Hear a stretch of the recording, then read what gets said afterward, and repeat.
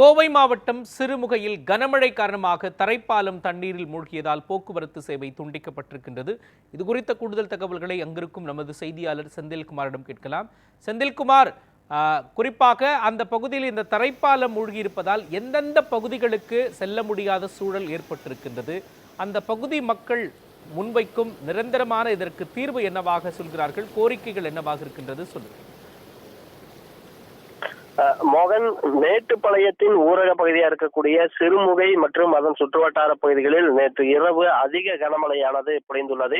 குறிப்பாக இலுப்பணத்தின் அந்த ஊராட்சி பகுதிகளில் அதாவது இதுவரை இல்லாத அளவுக்கு அதிகப்படியான மழைப்பொழிவானது ஏற்பட்டுள்ளது. கிட்டத்தட்ட 37 ஆண்டுகளுக்கு பிறகு இது மாதிரியான ஒரு வெள்ளத்தை காண முடிவதாக அந்த பகுதி மக்கள் கூறுகின்றனர். இந்த வெள்ளம் காரணமாக சிறுமுகையிலிருந்து புளியம்பட்டி செல்லக்கூடிய சாலையில் மேடூர் என்ற இடத்தில் இருக்கக்கூடிய தரைப்பாலமானது தற்பொழுது தண்ணீரில் மூழ்கி போக்குவரத்தானது முழுவதுமாக துண்டிக்கப்பட்டுள்ளது.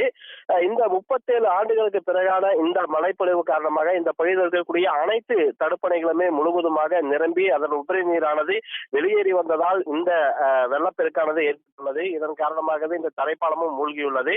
இந்த தரைப்பாலத்தின் சிறுமுகையிலிருந்து புளியம்பட்டி செல்வதற்கான சாலை என்பதால் இந்த பகுதியில் போக்குவரத்து என்பது அதிகமாக இருந்து வந்தது.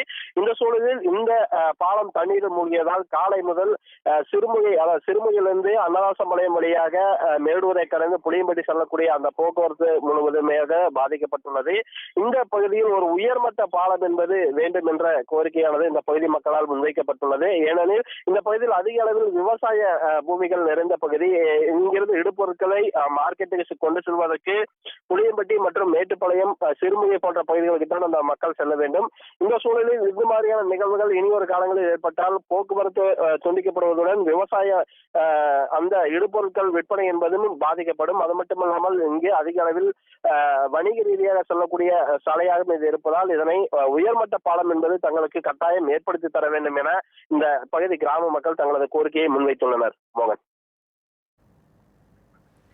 விரிவான விவரங்களையும் அப்பகுதி மக்களின் கோரிக்கைகளையும் பதிவு செய்ததற்காக நன்றி செந்தில்குமார்.